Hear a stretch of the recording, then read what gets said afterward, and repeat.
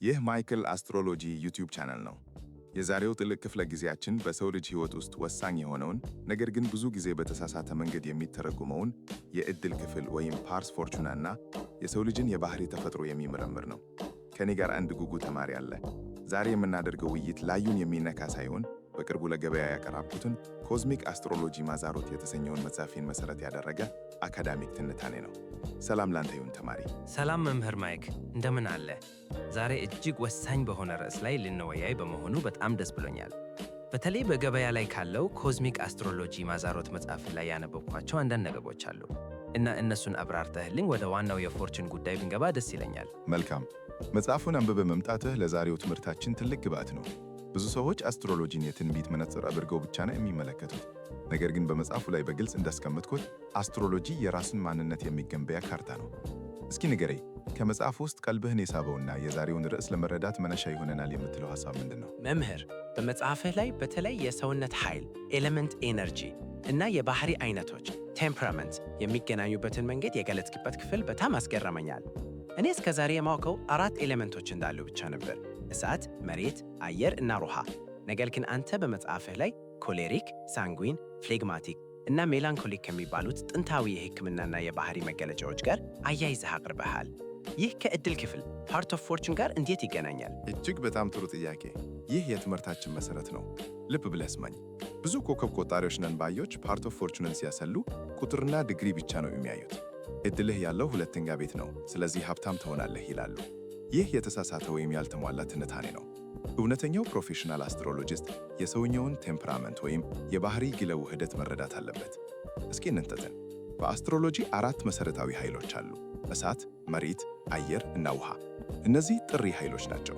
እነዚህ ኃይሎች በሰው ልጅ ስነ ልቦናና አካላዊ መስተጋገብ ውስጥ ሲገለጡ ነው ቴምፐራመንት የሚፈጠረው። አንደኛ ኮሌሪክ የምንለው የእሳት ባህሪ ያላቸውን ናቸው። እነዚህ ሰዎች ተፈጥሯቸው መሪነት፣ ትዕዛዝ መስጠትና ፈጣን እርምጃ ነው። የዕድል ክፍላቸው ወይም ፓርት ኦፍ ፎርቹን ውጤታማ የሚሆነው በድፍረትና በግጭት ውስጥ ሲያልፉ ነው። ለእነዚህ ሰዎች ዕድል ዝም ብለው አይመጣም፣ ሄደው ነጥቀው ነው የሚያመጡት። ሁለተኛ ሜላንኮሊክ የምንለው የመሬት ባህሪ ያላቸውን ናቸው።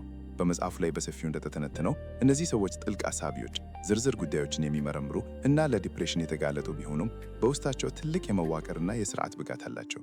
የዕድል ክፍላቸው የሚሰራው በሥርዓትና በጥንቃቄ ነው። ይቅርታ መምህር፣ እዚህ ላይ ልቆረጠ።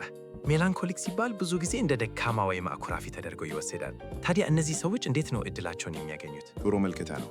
ይህ ነው እንግዲህ በመጽሐፌ ውስጥ አርክታይፕ ትራንሴንደንስ ወይም ከምልክቱ ገደብ በላይ መሻገር ብዬ የገለጽኩት። ሜላንኮሊክ ሰዎች ደካማ አይደሉም።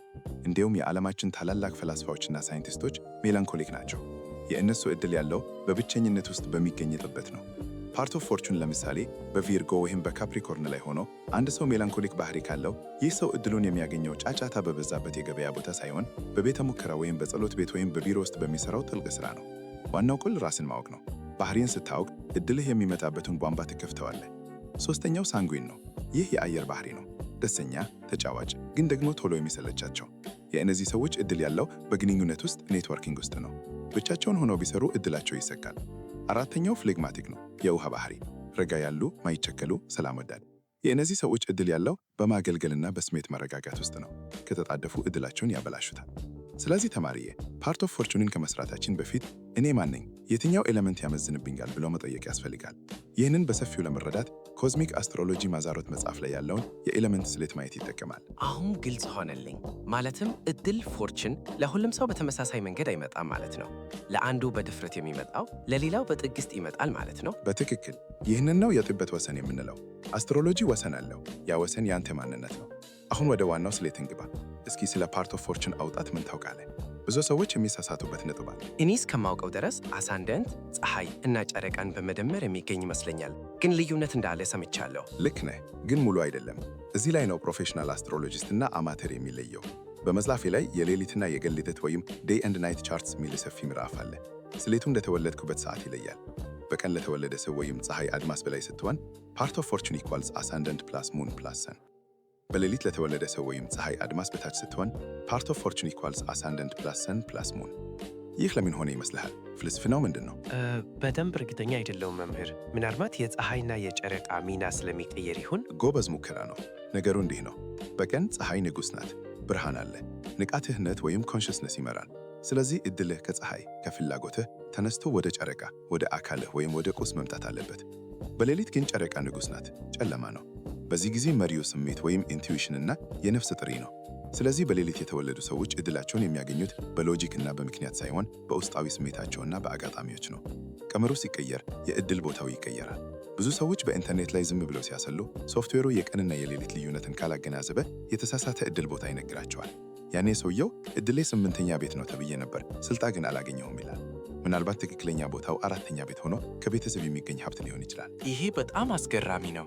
ስለዚህ የዕድል ክፍል ቦታዬን በትክክል ካወቅኩ በኋላ ቀጥሎ ምንድን ነው ማድረግ ያለብኝ? በቤቶች ውስጥ ያለውን ትንታኔ በዝርዝር ብናየው። መልካም፣ አሁን ወደ ጥልቁ ክፍል ገባን። ፓርት ኦፍ ፎርቹን በቤቶች ውስጥ ሲቀመጥ የት የሚለውን ጥያቄ ይመልሳል። ሀብትህ ወይም ደስታ የተደበቀበትን ካዝና ያሳያል። እያንዳንዱን ቤት በዝርዝርና በምሳሌ እንመልከት። ከአንደኛ ቤት እንጀምር። ፓርት ኦፍ ፎርቹን አንደኛ ቤት ያለው ሰው ልክ እንደ አውሮፕላን አበራሪ ነው። ዕድሉ በራሱ እጅ ነው። ማንም መጥቶ እንዲረዳው መጠየቅ ያለበትም። ይህ ሰው በራሱ ማንነት፣ በአለባበሱ፣ በአካሄዱና በውሳኔው ሀብትን ይስባል። ሴልፍ ሜድ ሚሊዮኔር የመሆን ዕድላቸው ሰፊ ነው። ግን እዚህ ላይ አንድ ጥንቃቄ አለ። ቅድም ያልኩትን የቴምፕራመንት ጉዳይ አትርሳ። ይህ ሰው ሜላንኮሊክ ከሆነና አንደኛ ቤት ዕድል ካለው በራሱ ውስጥ በሚፈጥረው ፍልስፍናውን የሚበለሰገው፣ ኮሌሪክ ከሆነ ደግሞ በመምራት። ወደ ሁለተኛ ቤት ብንሄድስ? ይህ የገንዘብ ቤት እንደሆነ አውቃለሁ። እዚህ ላይ ፓርት ኦፍ ፎርቹን ካለ ሰውየው ቀጥታ ሀብታም ነው ማለት ነው? ግድ አይደለም። የኛ ቤት የእሴት ቤት ነው። እዚህ ጋር ፎርቹን ያለው ሰው ገንዘብን የማሸጠት አቅም አለው። ድንጋይ ቢይዝ ወርቅ ይሆንለታል። ነገር ግን ትልቁ ፈተናቸው ቁሳቁስ ላይ ከመጠን በላይ ማተኮር ነው። የእነሱ ዕድል የሚመጣው ለነገሮች ዋጋ በመስጠት ነው። የንግድ ችሎታቸው ተፈጥሯዊ ነው። ነገር ግን ይህ ሰው ሳንጉዊን የአየር ባህሪ ካለው ገንዘብ ያገኛል፣ ግን ቶሎ ያጠፋል። ስለዚህ የባህሪ ቁጥጥር ያስፈልጋል። ሶስተኛ ቤት፣ ይህ የመገናኛና የጎረቤት ቤት ነው። እዚህ ጋር ዕድል ያለው ሰው ወርድስ አር ጎልድ፣ ቃላት ወርቅ ናቸው የሚለው ብሂል ይሰራለታል። በመጽሐፍ፣ በማስተማር፣ በጋዜጠኝነት ወይም በማርኬቲንግ ሥራዎች ይበለጽጋል። ወንድሞችና እህቶች ለስኬቱ መሰላል ይሆናሉ። መምህር፣ አራተኛ ቤት ላይ ጥያቄ አለኝ። አራተኛ ቤት የቤተሰብና የቤት ጉዳይ ነው። እዚህ ዕድል ያለው ሰው ግድ ከቤተሰብ ውርስ ማግኘት አለበት? ጥሩ ጥያቄ። ውርስ አንዱ መንገድ ነው፣ ግን ብቸኛው አይደለም። ፓርት ኦፍ ፎርቹን አራተኛ ቤት ያለው ሰው መሰረቱ ጠንካራ ነው። በሪል ስቴት፣ በእርሻ ወይም ከምድር ጋር በተያያዙ ሥራዎች፣ ማዕደን፣ ሕንፃ ይሳካለታል። ሌላው ምስጢር ደግሞ የዚህ ሰው ዕድል በሕይወቱ መጨረሻ አካባቢ በስተርጅና እየፈካ ይሄዳል። የልጅነት ጊዜው ከባድ ሊሆን ይችላል፣ ነገር ግን መጨረሻው ያማረ ነው። ይህ በመጽሐፌ ውስጥ ዘ ሌት ብሉመር የዘግያ ፈካ ብዬ የገለጽኩት ኮንሴፕት ነው። አምስተኛና ስድስተኛ ቤቶችስ? አንዱ የደስታ አንዱ የድካም ቤት አይደለ? አምስተኛ ቤት የፈጠራና የልጆች ቤት ነው። እዚህ ፎርቹን ያለው ሰው ሕይወትን እንደ ጨዋታ ጌም ሲያያት ይሳካለታል። በስፖርት፣ በሙዚቃ፣ በቲያትር ወይም በኢንተርቴንመንት ዘርፍ ትልቅ ዕድል አለው። እንዲሁም ሪስክ ቴከር ወይም ደፋር ሲሆን በረከት ያገኛል። ስቶክ ማርኬት ወይም የቁማር መልክ ያላቸው ንግዶች ስፔኩሌሽን ሊሳኩለት ይችላሉ። ስድስተኛ ቤት ግን የተለየ ነው። ብዙዎች ስድስተኛ ቤትን ይጠሉታል፣ የበሽታና የአገልጋይነት ቤት ነው ይላሉ። ነገር ግን ፓርት ኦፍ ፎርቹን እዚህ ሲቀመጥ ትርጉሙ ይቀየራል። ይህ ሰው በመስራት ይደስታል፣ የሥራ ፍቅር አለው። ዕድሉ ያለው በጤና ዘርፍ፣ በሕክምና፣ በምግብ ዝግጅት ወይም ሰዎችን በሚጠቅም የአገልጋይነት ዘርፍ ውስጥ ነው። ሥራ ፈቶ ከተቀመጠ ይታመማል። ለዚህ ሰው ሥራ ማለት ገንዘብ ብቻ ሳይሆን ጤናም ነው። እሺ መምህር፣ አሁን ወደ ማኅበራዊ ቤቶች እንለፍ። ሰባተኛ ቤት የትዳር ነው ይባላል። እዚህ ፎርቹን ካለ ሰውየው በትዳር ይበለጽጋል ማለት ነው? በትክክል። ግን ትዳር ብቻ አይደለም፣ ፓርትነርሺፕ ወይም አጋርነት ነው። ይህ ሰው ብቻውን ቢነግድ ይከስራል ይሆናል። ነገር ግን ከሌላ ሰው ጋር ሲጣመር አንድ በአንድ እያነሳሰር ስብት ይሆንለታል። የእሱ ዕድል በሌላው ሰው ኪስ ውስጥ ነው ያለው። ዲፕሎማሲ፣ የሕግ ጠባቂነት እና የሕዝብ ግንኙነት ሥራዎች ለእሱ የተፈጠሩ ናቸው። የትዳር አጋሩ ሀብታም ወይም ለሀብቱ ምክንያት ሊሆን ይችላል። ስምንተኛ ቤት፣ ይህ በጣም ሚስጥራዊ ቤት ነው። የሞት የለውጥ እና የሌሎች ሰዎች ገንዘብ ኦፒኤም other people's money ቤት ነው። እዚህ ፎርቹን ያለው ሰው ከባንክ ብድር፣ ከኢንሹራንስ፣ ከታክስ ወይም ከውርስ ጋር በተያያዘው ትልቅ ዕድል አለው። እንዲሁም በሚስጥራዊ ጥበባት ኦከልት ሳይንስስ፣ በስነ ልቦና እና በመርመሪነት ሥራ ይሳካለታል። ቀውስ ክራይሲስ ለዚህ ሰው ዕድል ነው። ዓለም ሲተራመስ እሱ ይበለጽጋል። ዘጠነኛና አስረኛ ቤቶች ለዝናና ለእውቀት ቅርብ ናቸው አይደለ? አዎ፣ ዘጠነኛ ቤት የሩቅ ጉዞና የከፍተኛ እውቀት ነው። እዚህ ፎርቹን ያለው ሰው በገዛ ሀገሩ ላይ ይከበር ይችላል። ዕድሉ ያለው ባህር ማዶ ነው። ኤክስፖርት፣ ኢምፖርት፣ ዓለም አቀፍ ግንኙነት፣ የዩኒቨርሲቲ መምህርነት ወይም የሃይማኖት መሪነት መንገዶቹ ናቸው። እይታው ቢሰፋ ቁጥር ኪሱ ይሞላል። አስረኛ ቤት ግን የንጉሱ ቦታ ነው። እዚህ ፎርቹን ያለው ሰው ለመታወቅ እና ለመከበር የተፈጠረ ነው። ስልጣን፣ ማኔጅመንትና የመንግስት ሥራዎች አዋጡ።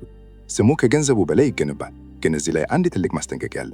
በመጽሐፌ The Burden of Glory የዝና ሸክም በሚለው ክፍል እንዳብራራሁት አስረኛ ቤት ፎርቹን ያላቸው ሰዎች ግል ሕይወታቸውን መስዋዕት ሊያደርጉ ይችላሉ። ስኬታቸው በሕዝብ ዘንድ ነው፣ ቤታቸው ግን ባዶነት ሊሰማቸው ይችላል። እዚህ ላይ ነው አርክታይፕ ትራንሰንደንስ የሚያስገኝ። መጨረሻዎቹ ሁለቱ ቤቶችስ 11 እና 12? 11 እና ቤት የተስፋና የጓደኞች ቤት ነው። እዚህ ፎርቹን ያለው ሰው ኔትወርክ ኢዝ ኔትወርት የሚለው ለሱ ነው። በማህበር፣ በቡድን፣ በፖለቲካ ፓርቲ ወይም በሰብአዊ መብት ተከራካሪነት ውስጥ ይበለጽጋል። ጓደኞቹ እርዳታ ካልታሰበ አቀቃጃ ይመጣለታል። ቴክኖሎጂና ፈጠራ ኢኖቬሽን የገቢ ምንጮቹ ናቸው።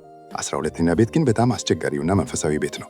ብዙዎች ይፈሩታል። የእስር ቤትና የሆስፒታል ቤት ይባላል። ነገር ግን ፓርት ኦፍ ፎርቹን እዚህ ሲቀመጥ ሰውየው የተደበቀ ሀብት አለው። በፊልም ስራ፣ ከካሜራ በስተጀርባ፣ በስነ ልቦና ሕክምና፣ በገዳማዊ ህይወት ወይም በበጎ አድራጊነት ውስጥ ቢሰራ ይሳካለታል። የእሱ ቀኝ እጅ ሰጥቶን ግራ እጁ ማወቅ የለበት። እድሉ ያለው በድብቅ ነው። ዝናኛ ለመሆን ከሞከረ እድሉ ይበላሻል። ውስጣዊ ሰላም ለሱ ከወርቅ ይበለጽጋል። መምህር፣ ይህ በእውነት ጥልቅ ነው። ግን አንድ ጥያቄ ተፈጠረብኝ። አሁን ቤቶችን አየን፣ ምልክቶችስ? ማለትም ፓርት ኦፍ ፎርቹን በአንደኛ ቤት ሆኖ በአሪስ ምልክት ቢሆንና በአንደኛ ቤት ሆኖ በታውረስ ምልክት ቢሆን ልዩነት አለው? እንዴታ! ሰፊ ልዩነት አለው። ቤቱ የት እንደሚገኝ ሲነግርህ፣ ምልክቱ ደግሞ እንዴት እንደምታገኘው ይነግርሃል። ይህንን በደንብ ለማብራራት ወደ መጽሐፊ ዋና እምብርት ሆነው ወደ 12ቱ የዞዲያክ ምልክቶችና ወደ ተፈጥሮ ኃይላቸው ኤሌመንት ኤነርጂ እንመለስ። ለምሳሌ ፓርት ኦፍ ፎርቹን በአሪስ ላይ ቢሆን አሪስ የኢሳት ምልክት ነው፣ ገዢው ማርስ ነው። ስለዚህ የሰው እድሉን የሚያገኘው በመነሳሳት ኢኒሺዬቲቭ ነው። ጠብቆ አይሰራም። እኔ ቀድሜ ልሂድ ማለት አለበት። ጉልበትና ትግል ያስፈልጋል። በተቃራኒው ፓርት ኦፍ ፎርቹን በታውረስ ላይ ቢሆን ታውረስ የመሬት ምልክት ነው፣ ገዢዋ ቬነስ ናት። ይህ ሰው እንደ አሪስ መሮጥ የለበትም። እድሉ ያለው በመረጋጋትና በጽናት ውስጥ ነው። ነገሮችን ቀስ በመንግራት ውበትን በመፍጠርና ገንዘብን በመያዝ ይበለጽጋል። ቢጣደፍ ይከስራል። በጄሚኒና በካንሰርስ? በጄሚኒ የአየር ምልክት ነው፣ ገዢው መርኩሪ። እድሉ ያለው በመረጃ ወይም ኢንፎርሜሽን እና በሁለት ተገቢነት ቨርሳቲሊቲ ውስጥ ነው። አንድ ስራ ብቻ ይዞ መቀመጥ የለበትም። 2 ወይም 3 የገቢ ምንጭ ያስፈልገዋል። መለዋወጥ ወይም ቼንጅ ለሱ እድል ነው። በካንሰር የውጣ ምልክት ነው፣ ገዢው ጨርቅ ናት። እድሉ ያለው በስሜትና በማስታወስ ሜሞሪ ውስጥ ነው። የድሮ ነገሮችን አንቲክስ በመሸጥ ምግብ ቤት በመፍጠር ወይም ሰዎችን ስሜት በመከበብ ይበለጽጋል። ቤተሰባዊ ቅርሱ ለስኬቱ መሰረት ነው። መምህር፣ በመጽሐፍ ውስጥ ስለ አርክታይፕ ትራንሴንደንስ ከምልክት ገደብ መሻገር የጻፍከውን ክፍል አስታወስኩኝ። ይህ ጽንሰ ሐሳብ ከፓርት ኦፍ ፎርቹን ጋር እንዴት ይገናኛል? አንድ ሰው በምልክቱ ታጥረ ነው ወይስ ማለፍ ይችላል? ይህ የትምህርታችን ቁንጆ ነው። ተማሪዬ በጥሞና ስማኝ። አስትሮሎጂ የምንማረው ባሪያዎቹ ልንሆን ሳይሆን ጌቶቹ ልንሆን ነው። እያንዳንዱ ምልክት ዝቅተኛ ንዝረት ወይም ሎወር ቫይብሬሽን እና ከፍተኛ ንዝረት ወይም ሃየር ቫይብሬሽን አለው። ለምሳሌ ስኮርፒዮን እንውሰድ። እድል ክፍሉ ስኮርፒዮ ላይ የሆነ ሰው በዝቅተኛ ንዝረቱ በቅናት በበቀልና በጠላትነት ተጣጥሞ እድሉን ሊያበላሽ ይችላል። ገንዘብ ያገኝ ይሆናል፣ ግን በጭንቀት የተሞላ ነው። ነገር ግን ትራንሴንደንስ ወይም መሻገር ሲመጣ ያ ስኮርፒዮ ሰው ያንን አውዳሚ ኃይል ወደ ፈውስ፣ ሂሊንግ እና ለውጥ ትራንስፎርሜሽን ይቀይረዋል። የሰዎችን ችግር የሚፈታ ከወደቁበት ያመጣ ፊኒክስ ይሆናል። ኮዝሚክ አስትሮሎጂ ማዛሮት መጽሐፌ ዋና መልእክት ይሄ ነው። ኮከብህ ባህሪህን ይሰጥሃል፣ ባህሪህ ደግሞ እድልህን ይወስናል። ነገር ግን መንፈስህ ስፒሪት ከባህሪህ በላይ ነው። ኮሌሪክ ስለሆንክ ሁሌ መቆጣት አለብህ ማለት አይደለም። የኮሌሪክን ጉልበት ለሥራና ለውጤት ማዋል ትችላለህ። ሜላንኮሊክ ስለሆንክ ሁሌ ማዘን የለብህም። ያንን ጥልቀት ለጥበብና ለፈጠራ ማዋል ትችላለህ። ፓርት ኦፍ ፎርቹንን ስትረዳ ፈጣሪ የሰጠህን የበረከት ቻናል አወክ ማለት ነው። ነገር ግን በዛ ቻናል ውስጥ ንጹህ ውሃ እንዲፈስ ወይስ ደፍሮ ውሃ እንዲፈስ የምትታረገው አንተ ነህ። በጣም የሚነካና የሚያስተምር ነው። ታዲያ መምህር፣ እውነተኛ አስትሮሎጂስትና አታላይን እንዴት እንለያለን? አሁን በሶሻል ሚዲያ ብዙ አይነት መረጃ ይለቀቃል። በመጽሐፌ መግቢያ ላይ የአስትሮሎጂ ወሰንና ስነ ምግባር በሚለው ክፍል በዝርዝር አስቀምጨዋለሁ። ጥቂት ነጥቦችን ልንገርህ። አንደኛ፣ ፍርሃትን የሚነግዱ ነገ ትሞታለህ፣ እድልህ ተዘግቷል እያሉ የሚያስፈራሩ ከሆነ እነሱ አስትሮሎጂስቶች አይደሉም። አስትሮሎጂ የመፍትሄ ጥበብ እንጂ የፍርሃት መሳሪያ አይደለም። ሁለተኛ፣ ሁሉንም አዋቂ ነን የሚሉ እውነተኛ አስትሮሎጂስት ይህ ዝንባሌ ነው እንጂ ማይቀርጣ ፌት አይደለም ብሎ ይነግርሃል። ነፃ ፈቃድህን ያከብራል። ሶስተኛ፣ ቴክኒካል ዕውቀት እንደ ቀድሞ ቀንና ሌሊት አይነት ጥቃቅን ስሌቶችን የሚያውቁ መሆን አለባቸው። ዝም ብሎ በደመ ነፍስ የሚናገሩ ከሆነ ጥንቃቄ ያስፈልጋል። አራተኛ፣ ራስን ማሻሻል ላይ የሚያተኩሩ ትክክለኛ አስትሮሎጂ ወደ ራስህ ይመልስሃል። እድል የለም ስትል ባህሪህ እንዴት ነው ብሎ የሚጠይቀ እውነተኛ መምህር ነው። መምህር ማይክል፣ የዛሬው ትምህርት ከጠበቅኩት በላይ ጥልቅ ነው። በተለይ ኤሌመንቶችን ከቴምፐራመንት ጋር አያይዘህ ከዚያም ወደ ፓርት ኦፍ ፎርቹን ያመጣህበት መንገድ እጅግ ድንቅ ነው። ለመጨረሻ ጊዜ ለተመልካቾቻችን የምታስተላልፈው መልእክት ምንድን ነው? የዛሬው ትምህርታችን መግቢያ ነው። ይህ ዕውቀት ውቅያኖስ ነው። የእያንዳንዱ ሰው የራሱ የሆነ ልዩ የህይወት ካርታ አለው። ማንም ከማንም ጋር አይወዳደርም። የአንተ ፓርት ኦፍ ፎርቹን 12ኛ ቤት ሆኖ በድብቅ የምታገኘው እርካታ 10ኛ ቤት ካለው ሰው የዝና ህይወት ሊበልጥ ይችላል። ዋናው ነገር የራስን መንገድ መፈለግ ነው። ይህንን ጥበብ በሰፊው እና በጥልቀት ለመረዳት እንዲሁም ራሳችሁንና የምትወዷቸውን ሰዎች ባህሪ ለመተንተን ኮዝሚክ አስትሮሎጂ ማዛሮት መጽሐፍን እንድታነቡ እጋብዛለሁ። መጽሐፉ በአዲስ አበባ ጃፋር መጽሐፍት መደብር ይገኛል። ይህ መጽሐፍ ስለ ኮከብ ቆጠራ ብቻ ሳይሆን ስለ ሰው ልጅ ማንነትና ስለ አጽናፈ ዓለሙ ሕጋት የሚያብራራ መምህር ነው። በቀጣይ ክፍል ስለ ካይሮን ወይም The Wounded Healer የቆሰለው ፈዋሽና በካርታችን ውስጥ ስላለው ትርጉም በሰፊው እንወያያለን። እስካሁን አብራችሁን ስለቆያችሁ አመሰግናለሁ። እኔ ማይክል ነበርኩኝ። ጥበብን ፈልጉ፣ እውነትን ተከተሉ፣ ራሳችሁን እወቁ። ሰላም።